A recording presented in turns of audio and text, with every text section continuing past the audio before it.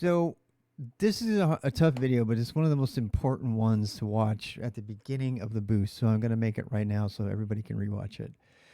Um, Once you've kind of figured out how to find your happy place and define the motivation and overcome depression and self doubt and the fact that you've lost a job or you've paid a lot of money for a computer science degree and it doesn't have any relevance and you can't get a job and you're starting to really you've gotten over that. So that is a huge hurdle to get over. But once you've gotten over that, then the next part starts to crystallize, and that is commitment.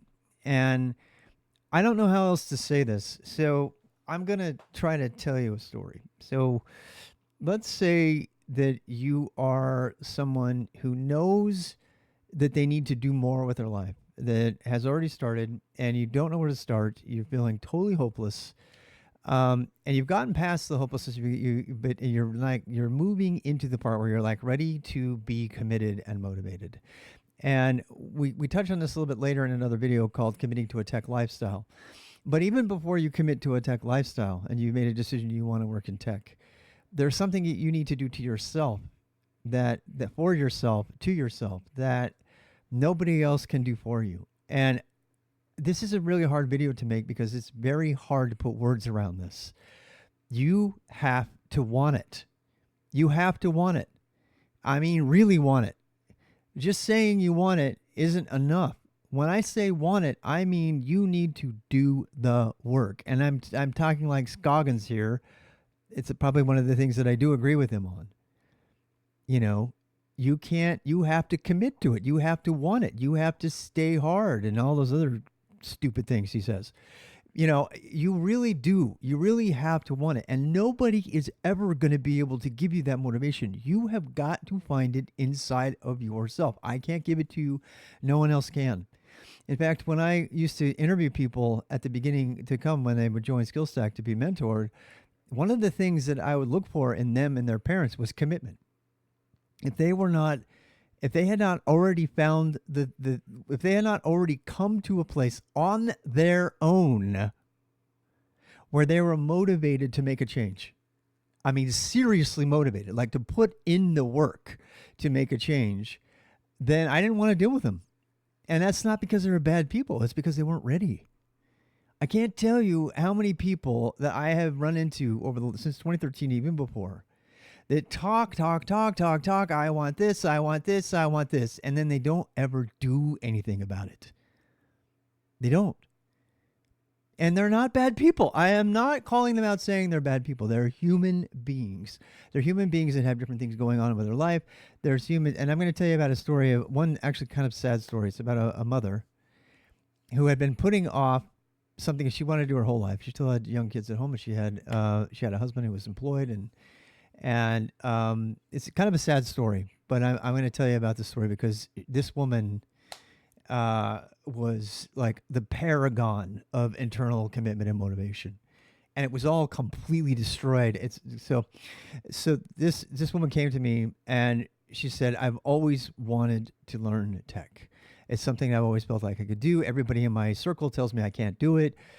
People that she loved were like telling her, like, "Hey, hey," and they're like making fun of her and stuff. "Oh, that's really cool that you always want to." I mean, it's just that all by itself. I was like, "You are in."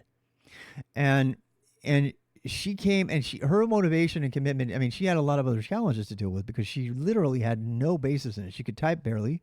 She would bring these folders with her. She'd bring these folders, these paper folders, and she'd like take these serious notes because she was raised as a note taker, in the traditional educational sense. I mean, she tried everything that she knew how to do to be a really good student, and she put in a lot of time. She was always motivated. She was always there. She was staying up late. She was having trouble because she had to juggle raising children and being a home provider. I mean, in the more traditional sense, she had to spend her free time after the fact, trying to work on this tech stuff to learn code. And she was so motivated. In fact, she saw the command line. She had no basis of reference for the hierarchical file menu. So when I tried to describe to her what URLs are, web addresses, and how it's just like a file system, she had no point of reference because she was using a Mac that had recent files all the time and had no organizational thing. I showed her from the command line how to move, a dozen files into another directory. And she said, "Show me that now. I want to learn that." I want to learn that. I want to learn that. That is what I want to learn. I want to be, show me this magic. And she was so excited to see the command line, to have, to have the, the veil peeled back, about what's going on under the hood. And she was motivated. Oh my God, she was so motivated. Now, the sad part of this story, it's kind of a tragedy. She kept coming, but then she started coming and she started not doing anything. She'd come back and she was all ready to learn. And I was like, well, what have you done? I'm here to help direct your own learning. You need to be working on some of this stuff in your own time. Either that or we work for this hour on stuff together, but that's like 1 hour a week. Your progress is not going to. I had to regularly have that conversation with people. I was like, look, you can either sit with me for an hour and we can work on something together, or you can work on something for 10 hours that week and bring your questions and stuff to me for that hour. Guess who made more progress? It's no surprise, right? So this woman had no time outside of her hour when she was with me. But she was easily forgetting the things from one week to the next because she literally wasn't doing anything between the week. I was like, what happened? She was totally motivated, but her work-life balance was not there. She wasn't getting support at home. She had kids to deal with. She had responsibilities, and she really, really wanted to change her life. And I, to this day, it just makes me so sad because I remember the day when I had to say to her, I said, look, I think you're one of the most inspirational people who I've ever had the opportunity to be with and to mentor. I said, but right now you're wasting your money giving me your money. And it's, you probably need to figure stuff out and come back. And she, sort of sobbing a little bit, not really. She knew it. And all I had done was say what was kind of obvious to her, but nobody wanted to say. It wasn't the right time for her. She had motivation, but she didn't have the right time. So that's kind of part of this message as well. You can find happiness and motivation, overcome your depression, but you have to have commitment. And that commitment includes time, a lot of time, mental time, physical time, this physical dedicated space in which to, be able to think. You have got to. And so what kind of commitment are we talking about? And that's really what this video is for. That's why it's so early.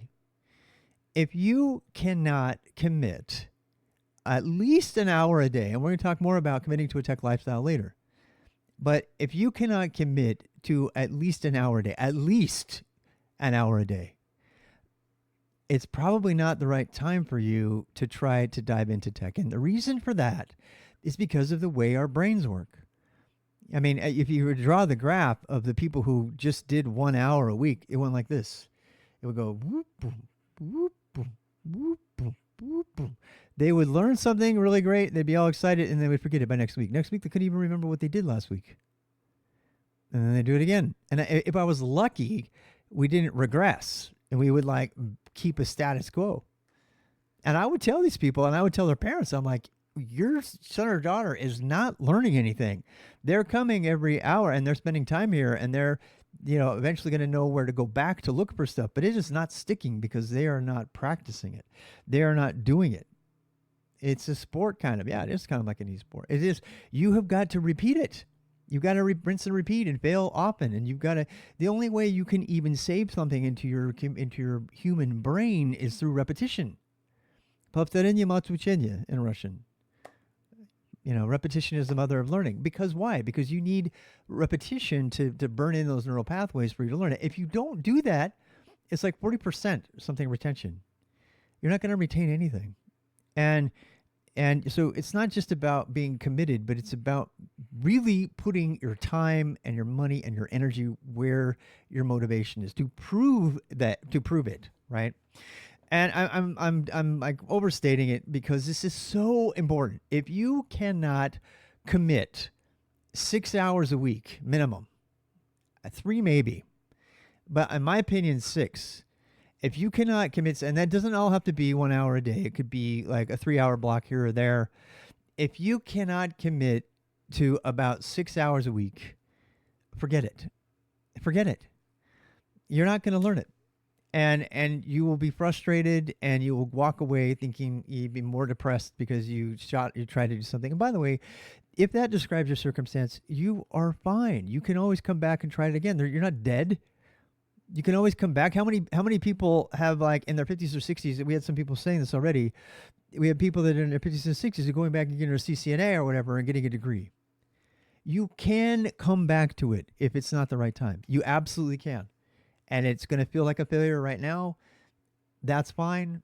The point is that just know that before you embark on this, what is going to be probably at least a year-long activity at 6 hours a day, I mean, at 6 hours a week, then, the people, so to give you an example of people, the guy who had a psychology degree, who got $100,000 starting salary, he was with me for 3 years, and he was spending probably 8 to 10 hours a week regularly studying and working, and he would bring me questions. And at one point, I mean, for 3 of those hours that I was with him, he actually paid for triple mentoring. And it took 2 or 3 years before he actually was, I think 2 years, 2 years before he was able to get that job. But he was the top of the candidate. He got the internship right away. He was the top of the candidates list among the interns to get. This was a very competitive internship. And then on top of that, he got the full-time position. But he put the time in.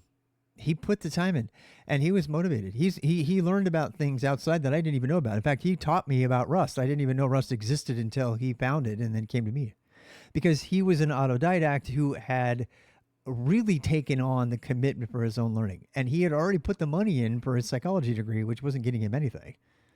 And so he knew that, I mean, this was it. Another example is my own son, who is now, happily employed as a technologist, who didn't think he wanted to do that for many years. And then he kind of went back to it.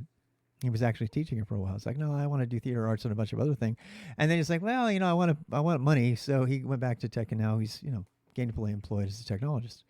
So it's really about that motivation and the commitment and setting aside the time.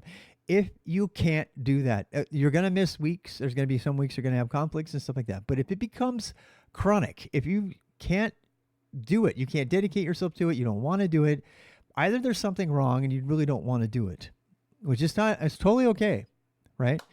Or it's going to, it's not the right thing for you. It's not, and just own that. And I've told another story about this, but I'm going to tell it again.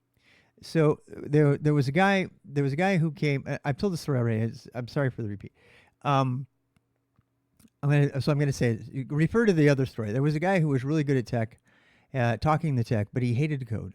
And after a year and a half, I asked him, I said, "Why aren't you finishing your homework? You're not putting in the time. You're not doing anything."